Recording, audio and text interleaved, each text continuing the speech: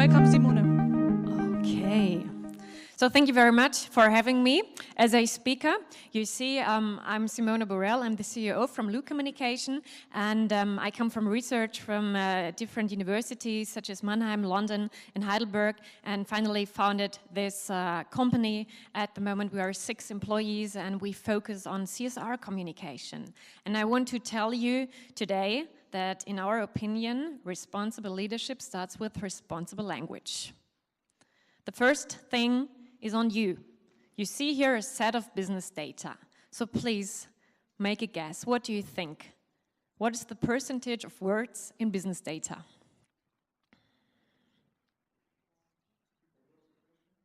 What was the question? It's a long day. Yeah? we're all a bit tired, yeah?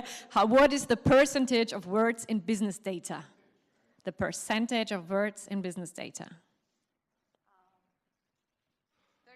30? Okay. 80, you're good, yeah? He's right, yeah, he's good in mind. Yeah, we've got 80% words in the business data and 20% numbers. And it's a typical misconception of our Western world since the Enlightenment that we just focus on numbers and we think everything has to be measurable, then it has value. It's quite similar in leadership, as about 90% of leaders' working day is about talking or writing. Because delegating information, planning, organization, having phone calls, doing meetings, having meetings, that's all things that have to do with language. Language, need words. And if you type in leadership in Google, you see that the 5 essential leadership skills are also correlated with communication, with words. Of course, communication is communication, yeah. But when you look at motivation, how do you motivate people? Of course, you can give them more money, you can buy them cars, but the easiest way to motivate people is just saying, well, you did that good job, and that's a sentence. When we look at positivity, how can you show positivity? We are a great team, and that's also a sentence. When we go on to creativity, well, I don't know, when you have your creative insights, maybe when you have a shower or when you're sitting in your car in your office, but finally you have to present these things to your employees, and maybe you have to write it down. You're also using words. And at least feedback, when you give feedback in oral or written communication, you also need words. So that's the main point, you always use words. But on the other hand, just few leaders have a real communicative background, that they come from the social sciences or they come from the humanities where language and communication are well taught. And secondly, communication and language are still seen as a soft skill. And we all know what soft skill means in reality. It's not really worth, it's just second thing, we don't really appreciate it. But that's not true, because we can measure communication, we can measure language in leadership. And the research shows that ineffective language use costs about 9,000 euro per employee per year. So for a German medium-sized company with about 500 employees, we've got costs of about 5 million euros a year. And that's quite a lot. Why leaders can change that when they would start communicating, using language efficiently. And we all know how inefficient language looks like. Bullshit bingo. Starts with words like sustainability, leadership, responsibility. And they can become words, they become bullshit bingo when you don't go under the surface, when you don't explain what you mean with these words, when people don't really get it. Because then our brain denotes them as advertisement, don't take it for serious. That's called empty signifying in linguistics. Secondly, the technical terms. We've had customers in a big chemical industry. They were really great doing the research, but when they had to explain to their employees what they really meant, they weren't able to do that because they couldn't talk their research in common language. And so no one really understood what they meant, and they had a lot of effort for making the employees really understand that. So you need to speak the target language. Third, misunderstandings. Also quite common. We write short emails because we don't have time, but we don't secure that the meaning we wanted to have is at the respondent. And so it comes to the end that there is no work done, or forgotten work, or double work, because we didn't make sure the person has really understood what we mean. Conflicts.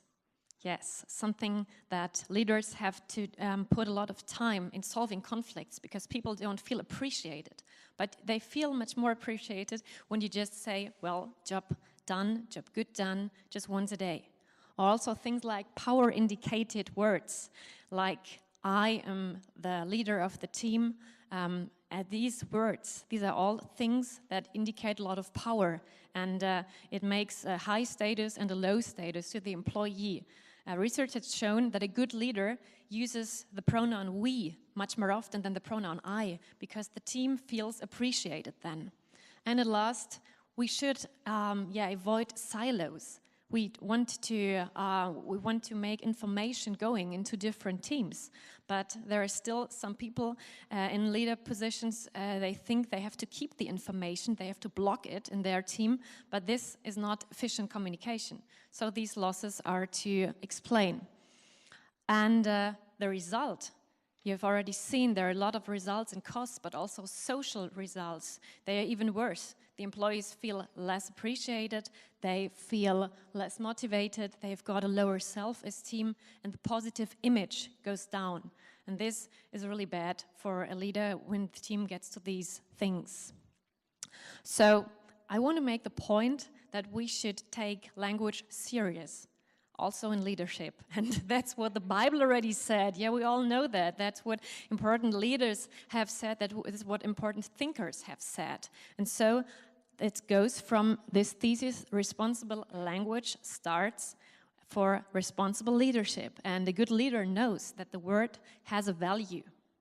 So we founded this team, the linguistic consultancy in Germany, and we wanted to take that serious. We're a linguistic spin-off from the University of Heidelberg, and we wanted to bring this knowledge into companies, that there is something above numbers, and that's words.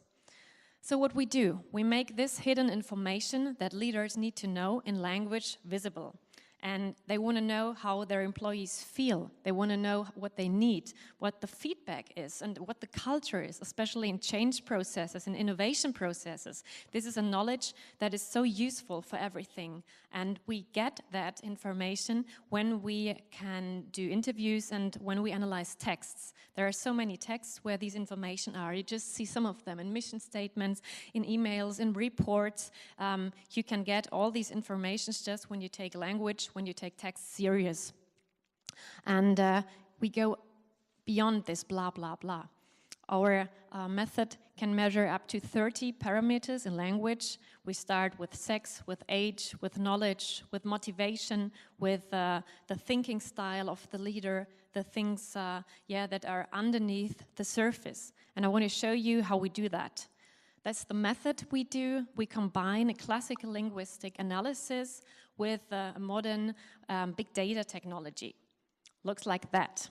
So when you have got a text block or you've got some language that someone has produced, we can put it into the analysis and we get a very, very fast feedback. For example, we see that here the authenticity is quite formal. I see the beamer doesn't work here on the screen. It's quite formal. And this was an example from a text that a leader in the banking sector had written. This is a typical result, yeah? But when you want to address younger people, you shouldn't write such a formal text. So yeah, you should be very careful. Then we see this text is very dominant. So this person, wanted to be very powerful in language, and the thinking style is very analytical. So again, for very young people, they also do not favor analytical language. They prefer spontaneous thinking style. So meet the target group, meet them also in your language. Our studies show that there are results that reflected language has a positive influence on the company's performance. I'm especially very, very interested in the first one, that we could put up the employee participation to 84% when the leader had to rewrite the text with the words the target group wanted to hear, to listen to, and then they participated much more in the survey. Secondly, we could reduce costs because a lot of texts in the leadership can be standardized. You can use templates and so on, and then you have got more time for other stuff. And also, it had increase in sales up to 30% because if the image in the inside is reflected, it goes to the outside as well. And these were quite good results. And you can even make impact by just changing one word. This is something stunning for me every time I see it, that language has this value. In German, we often speak of word pairs, and you see these words seem to be synonyms, Some companies, some leaders, they speak of Mitarbeiter, and the others speak of Belegschaft.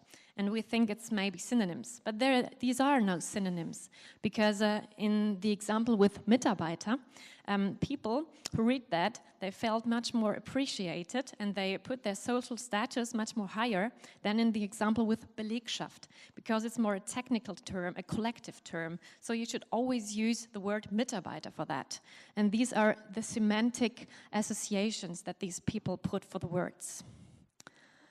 We also wanted to know in change processes, how did the team feel? And we could find out the sentiments, because if you look at the adjectives and the substantives and the verbs, you get the reflections of the employees, and you can see how is it going with our process, what can we improve. So look at the insights, because you're already doing this data, then you can analyze them as well. And the last one, that's my favorite example, the language fit. Do people really understand what a leader wants to say? Do the employees understand that? And this is an example from a job advert, and was from the Sparkasse, and they wanted to address female persons. But, as the text says, it's a male-dominant text. Gender is especially connected with adjectives, and the adjectives here, they are connotated with masculinity.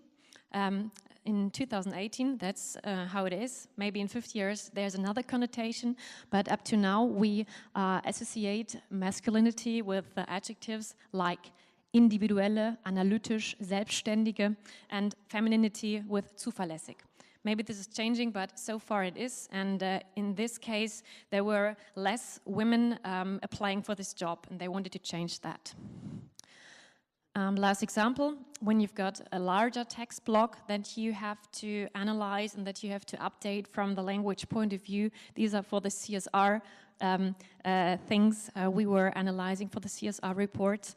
You could put it into our metrics, and then we find how this authentic language can be expressed in a better word, also for the CSR management system. Okay, I wanted to show you in this short little interruption how leadership without language skills is not really up to date, and how it has negative results on competence and also on the performance of company. And secondly, I wanted to show you how a responsible language, when you use them, can give you more time for taking the really important leadership tasks. Thanks, guys.